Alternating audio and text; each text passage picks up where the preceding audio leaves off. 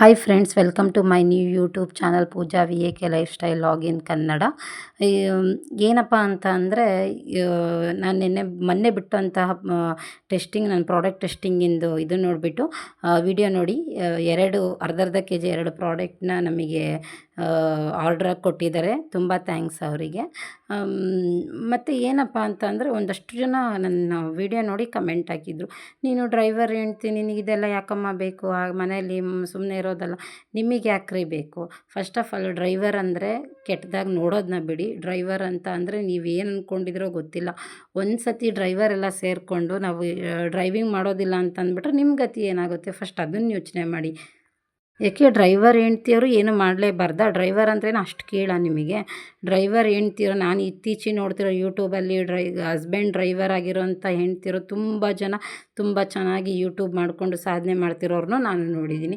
ಅದೇ ರೀತಿ ಅವ್ರ ಮನೆಯಲ್ಲಿ ಅವ್ರಿಗೆ ಆ ಮೆಂಟಾಲಿಟಿ ಇರೋದಕ್ಕೇ ಅವರು, ನೀನೇನಾದರೂ ಮಾಡ್ತೀಯಾ ಮಾಡಮ್ಮ, ಅವ್ರು ದುಡಿತಿರೋದು 4 ಕಾಸು ಆಗಿದ್ರು ಅದರಲ್ಲೂ ನಮಗೆ ಏನು ತೊಗೊಳ್ಳಿ, ನಿಮ್ಗೇನು ಬೇಕು, ನೀವೇನು ಮಾಡ್ತೀರಾ ಮಾಡ್ಕೊಳ್ಳಿ, ಓದಿಸೋರನ್ನ ನೋಡ್ತಾ ಇದ್ದೀನಿ, ಬಿಸ್ನೆಸ್ ಮಾಡೋರಿಗೆ ಬಿಸ್ನೆಸ್ ಹೆಲ್ಪ್ ಮಾಡೋರನ್ನ ನೋಡ್ತಾ ಇದ್ದೀವಿ. ಯಾಕೆ ಡ್ರೈವರ್ ಹೆಂಡ್ತಿರುಗಳು ಏನು ಬಿಸ್ನೆಸ್ಸೇ ಮಾಡಬಾರ್ದಾ? ಎಷ್ಟೋ ಜನನ ಅವರು ತುಂಬ ಎನ್ಕರೇಜ್ ಮಾಡ್ತಿರೋದಕ್ಕೆ ಅವ್ರ ಹೆಂಡ್ತಿಯರು ಒಂದಲ್ಲ ಒಂದು ಸಾಧನೆ ಮಾಡ್ತಾ ಇರೋದು. ಅದೇ ರೀತಿ ನಮ್ಮ ಹಸ್ಬೆಂಡೂ ಹೆಲ್ಪ್ ಮಾಡ್ತಾ ಇದ್ದಾರೆ, ಅವರೂ ಹೆಲ್ಪ್ ಮಾಡ್ತಾರೆ. ಅದ್ಯಾಕೆ ನೀವು ಡ್ರೈವರು ಅಂದರೆ ಅಷ್ಟು ಇದು ಮಾಡ್ತೀರಾ? ಒಂದು ಸನಾತನ ಧರ್ಮದಲ್ಲಿ ಹೇಳಬೇಕು ಅಂದರೆ, ಕೃಷ್ಣನೂ ಡ್ರೈವರ್ ಆಗಿ ಧರ್ಮಯುದ್ಧ ನಡೆಸಿದ್ದು, ಅವರು ಸಾರಥಿಯಾಗಿ ಇದು ಧರ್ಮಯುದ್ಧ ನಡೆಸಿದ್ದು, ಅದಕ್ಕೇ ಧರ್ಮ ಗೆದ್ದಿದ್ದು.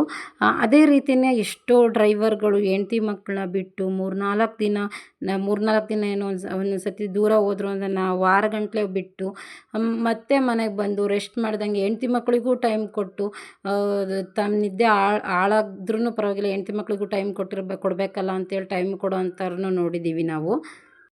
ಡ್ರೈವರ್ ಅನ್ನೋರಿಗೆ ಒಂದು ಮಾತು ಹೇಳ್ತೀನಿ ಕೇಳ್ರಿ, ನೀವು ಬೇಜಾರಾದರೂ ಪರವಾಗಿಲ್ಲ, ಅನ್ನೋರಿಗೆ ಮಾತ್ರ ನಾನು ಹೇಳ್ತಾ ಇರೋದು. ಏನು ನಿಜವಾಗ್ಲೂ ಒಪ್ಕೋಬೇಕಾದ ವಿಷಯ ಏನಂದರೆ, ಡ್ರೈವರ್ ಅನ್ನೋರಿಗೆ ನಿಜವಾಗ್ಲೂ ಹೆಂಡ್ತಿ ಮಕ್ಕಳನ್ನ ತುಂಬ ಚೆನ್ನಾಗಿ ನೋಡ್ಕೊಳ್ತಾರೆ. ಹಂಗಂತ ನೀವು ನೋಡ್ಕೊಳ್ತಾ ಇಲ್ಲ ಅಂತ ನಾನು ಹೇಳ್ತಾ ಇಲ್ಲ, ಬಟ್ ಅವರು ಅರ್ಥ ಮಾಡ್ಕೊಳ್ಳೋ ರೀತಿ, ಅವರು ಬಿಹೇವ್ ಸ್ವಲ್ಪ ಸಿಟ್ಟಾಗಿರ್ಬೋದು. ಯಾಕಂದರೆ ಅವ್ರು ಹೊರಗಡೆ ಪ್ರೆಷರ್ ಹಂಗೆ ಇರುತ್ತೆ. ಅಷ್ಟು ಜನ ನಿದ್ದೆಗಟ್ಟು, ಆಮೇಲೆ ಅವ್ರು ಏನಾದರೂ ಆರಾಮಾಗಿ ಹಿಂದೆ ಸೀಟಲ್ಲಿ ಕೂತ್ಕೊಂಡು ಒಬ್ಬರು ಆರಾಮಾಗಿ ನಿದ್ದೆ ಮಾಡ್ತಿದ್ದಾರೆ ಅಂತ ಅಂದರೆ, ಡ್ರೈವರ್ ಮೇಲಿನ ನಂಬಿಕೆಯಿಂದ ಅಷ್ಟು ಜನ ಜೀವನ ಅವ್ರ ಕೈಯಲ್ಲಿರುತ್ತೆ ಪ್ರಾಣ. ಆದರೂ ಅವ್ರು ಅಷ್ಟೆಲ್ಲ ನಿದ್ದೆಗೆಟ್ಕೊಂಡು ಅಷ್ಟು ಕ್ಲೀನಾಗಿ ಡ್ರೈವಿಂಗ್ ಮಾಡಿಕೊಂಡು ಜೀವನ ನಡೆಸ್ತಾ ಇದ್ದಾರೆ, ಫ್ಯಾಮಿಲಿಗೂ ಟೈಮ್ ಕೊಡ್ತಾ ಇದ್ದಾರೆ. ಮತ್ತು ನಾನು ಮಾಡೋವಂಥ ಬಿಸ್ನೆಸ್ಸಿಗೂ ಬಂದು ಅವ್ರು ಹೆಲ್ಪ್ ಮಾಡ್ತಾ ಇದ್ದಾರೆ. ದಯವಿಟ್ಟು ಇನ್ನೊಂದು ಸತಿ ಆ ಥರ ಮೆಸೇಜ್ ಮಾಡೋಕ್ಕೆ ಹೋಗಬೇಡಿ. ಎನ್ಕರೇಜ್ ಮಾಡೋಕ್ಕಾಗಿಲ್ಲ ಅಂದರೆ ದಯವಿಟ್ಟು ಡಿಸ್ಕರೇಜ್ ಮಾಡೋಕ್ಕೆ ಹೋಗಬೇಡಿ. ಇನ್ನೊಂದು ಸತಿ ಯಾವುದೇ ರೀತಿ ಡ್ರೈವರ್ಗಳಿಗೆ ಅಲ್ಲೆಗಳೆಯೋದಾಗಲಿ ಏನೂ ಮಾಡೋಕ್ಕೆ ಹೋಗಬೇಡಿ. ಅವ್ರೂ ಪ್ರಾಣ ಉಳಿಸೋ ಕಾರ್ಯ ಮಾಡ್ತಾ ಇರ್ತಾರೆ, ಅವರೂ ಒಳ್ಳೆ ಕೆಲಸನೇ ಮಾಡ್ತಾ ಇರ್ತಾರೆ.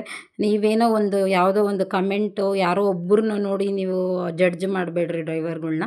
ದಯವಿಟ್ಟು ನಿಮಗೆ ಎನ್ಕರೇಜ್ ಮಾಡೋಕ್ಕಾಗಿಲ್ಲ ಅಂದರೂ ಪರವಾಗಿಲ್ಲ, ಡಿಸ್ಕರೇಜ್ ಅಂತೂ ದಯವಿಟ್ಟು ಮಾಡೋಕ್ಕೆ ಹೋಗಬೇಡಿ. ದಯವಿಟ್ಟು ಯಾರನ್ನೋ ಒಬ್ಬರನ್ನ ನಿಮ್ಮ ಲೈಫಲ್ಲಿ ಏನು ಅಂತ ಗೊತ್ತಿಲ್ಲ ಅಂದಮೇಲೆ ದಯವಿಟ್ಟು ಅವ್ರ ಮೇಲೆ ಕಮೆಂಟ್ ಮಾಡಬೇಡಿ.